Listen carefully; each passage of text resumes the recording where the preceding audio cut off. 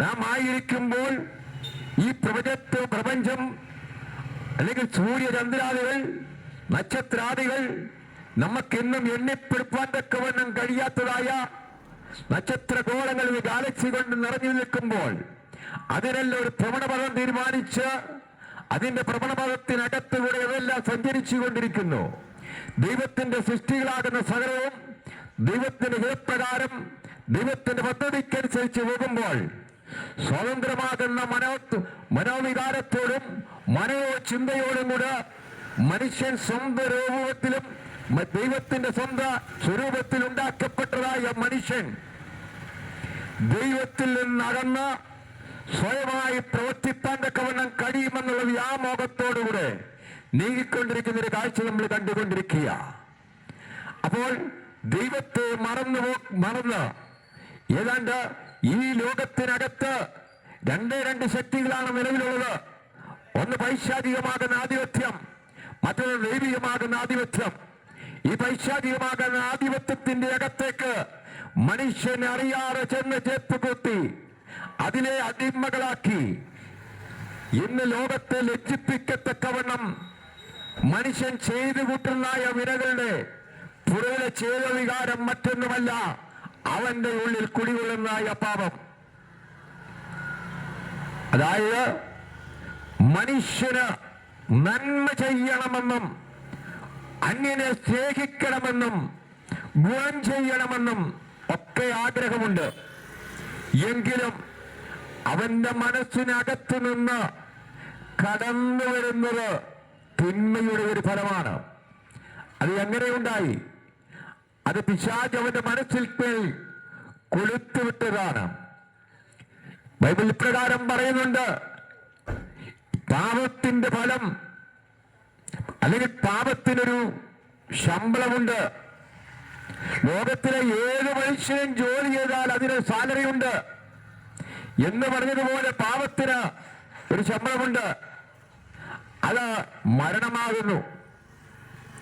മനുഷ്യനെ അകത്ത് അങ്കുരിക്കുന്നതായ മോഹം, ആ മോഹം അവന്റെ ഉള്ളിൽ താലോലിച്ച് വളർത്തിക്കൊണ്ട് ചില ദിവസങ്ങൾ കഴിയുമ്പോൾ ആ മോഹം അത് ഗർഭം ധരിച്ച് പാപമായി പുറത്തേക്ക് വരുന്നു.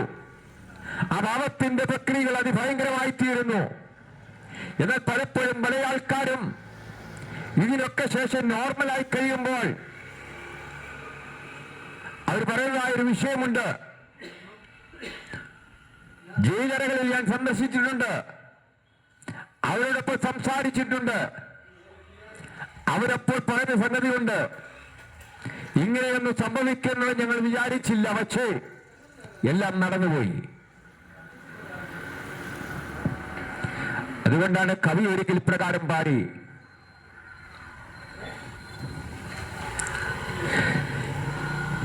സമയം അതിന് തക്കത്തിൽ നിൽക്കുകയില്ല, കാലം പോകുന്ന പോലെ പോയി തിരിച്ചു പിടിപ്പാൻ തക്കവണ്ണം കഴിയുകയില്ല. ആ കാലം പോകുന്നതിന് മുമ്പായി, സമയം പോകുന്നതിന് മുമ്പായി നിന്റെ വേല ചെയ്യുക എന്ന് പറയുന്നത് പോലെ ഈ ഒരു പ്രവൃത്തിയിലേക്ക് കടുപ്പതിന് മുമ്പായിട്ട് തിരിഞ്ഞു നോക്കുവാൻ തക്കവണ്ണവന് കഴിയാത്തത് കൊണ്ട് അവൻ പാപത്തിന്റെ അധീനതയിൽപ്പെട്ടുകൊണ്ട് അകൃത്യങ്ങൾ ചെയ്ത് കഴിഞ്ഞതിന് ശേഷം പശ്ചാത്തപിക്കുന്നവർ പറയുന്നുണ്ട്, അയ്യോ ഇത് ഇങ്ങനെയൊക്കെ ആയിപ്പോയി. പ്രിയ സ്നേഹിത, നിങ്ങൾ ഇതിനെ കടന്നു വരുന്നതിന് മുമ്പാവണ്ണം ഒരു കാര്യം മറന്നു പോകരുത്. നിന്നെ സൃഷ്ടിച്ച് നിനക്ക് ജീവശ്വാസം തന്ന് ഇവിടെ ഭൂമിയിൽ ആക്കിയിരിക്കുന്നത് ഇവിടുത്തെ ശാസ്ത്രമല്ല, ഇവിടുത്തെ സയൻസ് അല്ല, പിന്നെയോ ഏക സത്യ ദൈവമാണ്. ആ ദൈവത്തിന് നിന്നെക്കുറിച്ചൊരു പദ്ധതിയുണ്ട്. സകല മനുഷ്യരും പാപത്തിൽ നിന്ന് വേറിട്ട് ദൈവത്തെങ്കിലേക്ക് നോക്കി ദൈവഹിതപ്രകാരം ജീവിക്കണമെന്ന് കർത്താവ് ആഗ്രഹിക്കുന്നു.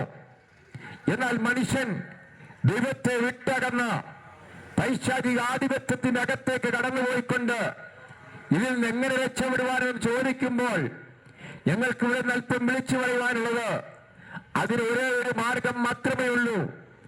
കർത്താവാകുന്ന യേശു ക്രിസ്തുവിൽ കൂടെ നിനക്കൊരു വിടുതലുണ്ട്.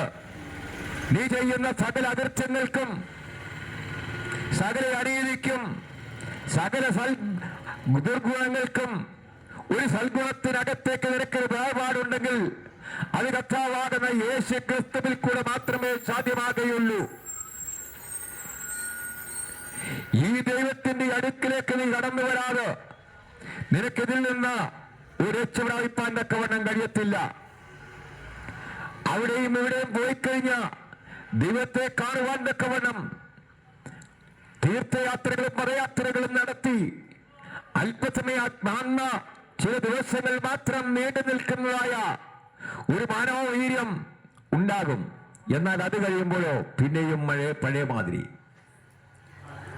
അപ്പോൾ നിത്യമാകുന്ന സന്തോഷം നിന്റെ ഉള്ളിൽ അനുഭവിപ്പാൻ തക്കവണ്ണം പാപത്തോട് വിട പറഞ്ഞ് ദൈവത്തിന്റെ സന്നിധിയിലേക്ക് കടന്നു വന്ന് സത്യാന്വേഷികളായി നിലനിൽപ്പാൻ തക്കവണ്ണം കഴിയണം.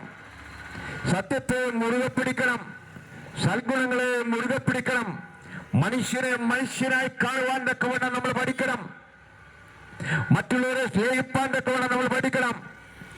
ഇത് പഠിക്കണമെങ്കിൽ ഒരേ ഒരു വഴി മാത്രമേ ഉള്ളൂ. അത് കർത്താവാകുന്ന യേശു ക്രിസ്തുവിൽ കൂടെയാണ്. ആ കർത്താവ് പറഞ്ഞു, ഞാൻ ഈ ലോകത്തിലേക്ക് വന്ന് നിങ്ങൾക്ക് സമാധാനം തരുവാൻ, ലോകത്തിൽ സമാധാനം എന്ന് പറഞ്ഞുകൊണ്ട് ലോകത്തിന്റെ രാഷ്ട്ര നേതാക്കന്മാർ ഒത്തുകൂടിക്കൊണ്ട് സമാധാനത്തിന് വേണ്ടി പ്രവർത്തിച്ചുകൊണ്ടിരിക്കുന്ന ഒരു കാലഘട്ടം നമ്മൾ കണ്ടുകൊണ്ടിരിക്കുകയാണ്. എന്നാൽ അവിടെയൊന്നും കാണാത്തതായ ദൈവിക സമാധാനം നിങ്ങൾക്ക് പ്രാപിക്കണമെങ്കിൽ കർത്താവാകുന്ന യേശു ക്രിസ്തുവിൽ കൂടെ മാത്രമേ ഉള്ളൂ.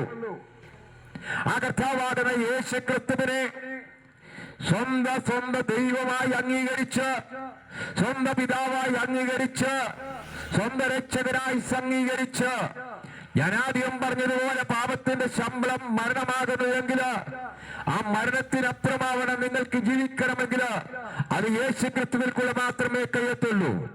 ഞാനിവിടെ പറഞ്ഞു ഉപസംഹരിക്കുന്ന മുമ്പ് ഒരു വാക്കുകൂടെ ഞാൻ പറയട്ടെ. ഏത് മനുഷ്യനും ഈ ഭൂമിക്കകത്ത് എല്ലാ നാളും ജീവിച്ചിരിക്കുന്നില്ല. അവൻ ചില നാളുകൾ കഴിഞ്ഞാൽ ലോകത്തോട് വിട പറയും. അത് കുബേരനാകട്ടെ, ധനികനാകട്ടെ, സാംസ്കാരിക നിലകളിലുള്ളവരാകട്ടെ, ശാസ്ത്രജ്ഞന്മാരാകട്ടെ, ഏത് നിലകളിലുള്ളവരായിരുന്നാലും 10, 60, 70 അല്ലെങ്കിൽ 80, അതിനപ്പുറം ഒരു മനുഷ്യനും ഇവിടെ ജീവിച്ചിരിപ്പില്ല. അവൻ മരിച്ചു കഴിഞ്ഞാൽ എന്റെ ശബ്ദം കേൾക്കുന്ന പ്രിയപ്പെട്ടവരെ ഞാൻ ചോദിക്കുന്നു, മരണശേഷം നിങ്ങൾക്ക് എന്ത് സംഭവിക്കുന്നു എന്ന് ഓർത്തിട്ടുണ്ടോ? നമ്മൾ ഭൂമിയിലായിരിക്കുമ്പോൾ സകലമാകുന്ന ഗുണങ്ങൾക്ക് വേണ്ടി, സുഖത്തിന് വേണ്ടി, സൗകര്യത്തിന് വേണ്ടി, നമ്മുടെ ആർത്തടമാകുന്ന ജീവിതത്തിന് വേണ്ടി വലിയ വൻ മാളികൾ ഉണ്ടാക്കി അതിനകത്ത് സ്വർഗതുല്യമായി ജീവിക്കുന്നു. അത് എത്ര നാള്? ഒരല്പസമയം മാത്രം. അത് കഴിഞ്ഞ് നമ്മുടെ ശരീരം ഈ ലോകത്തിൽ നിന്ന് വിട പറയുമ്പോൾ പിന്നീട് നമുക്കൊരു ജീവിതമുണ്ട്. ആ ജീവിതം എവിടെയായിരിക്കുമോ? പ്രിയ സ്നേഹിത, നമ്മുടെ ജീവൻ അത് കഴിഞ്ഞ് നമുക്ക് ആരംഭിക്കുകയാണ് മരണശേഷം. എല്ലാ മതങ്ങളും പഠിപ്പിക്കുന്നുണ്ട് സ്വർഗമുണ്ട്, നരകമുണ്ട്. നരകത്തിന്റെ ഭീകരത അതിഭയങ്കരമാണ്. സ്വർഗത്മോ അത് സന്തോഷമാണ്. അപ്പൊ സ്വർഗത്തിനകത്തേക്ക് പോകണമെങ്കിൽ പാപിയായിരിക്കുന്ന ഒരു മനുഷ്യനോ, ഒരു അനീതി പ്രവർത്തിക്കുന്ന മനുഷ്യനോ സ്വർഗത്തിനകത്തേക്ക് കടന്നു പോകാൻ തക്കവണ്ണം കഴിയത്തില്ല. പിന്നെയോ സൽഗുണപൂർത്തനായിരിക്കുന്നവർക്ക് മാത്രമേ കഴിവാൻ തക്കവണ്ണം കഴിയത്തുള്ളൂ. ലോകത്തിൽ എന്തെല്ലാം കാര്യങ്ങൾ ചെയ്തു കഴിഞ്ഞാലും സൽഗുണപൂർണനായി തീരുന്നില്ല എങ്കിൽ ദൈവരാജ്യത്തിനകത്തേക്ക് അല്ലെങ്കിൽ സ്വർഗത്തിന്റെ അനുഭൂതിയിലേക്ക് നിന്ന് പ്രവേശിപ്പാൻ തക്കവണ്ണം കഴിയത്തില്ല. ആയതുകൊണ്ട് നമ്മൾ ഭൂമിയിലായിരിക്കുമ്പോൾ, നമ്മൾ മരണത്തിലേക്ക് അകപ്പെടുന്നതിന് മുമ്പ്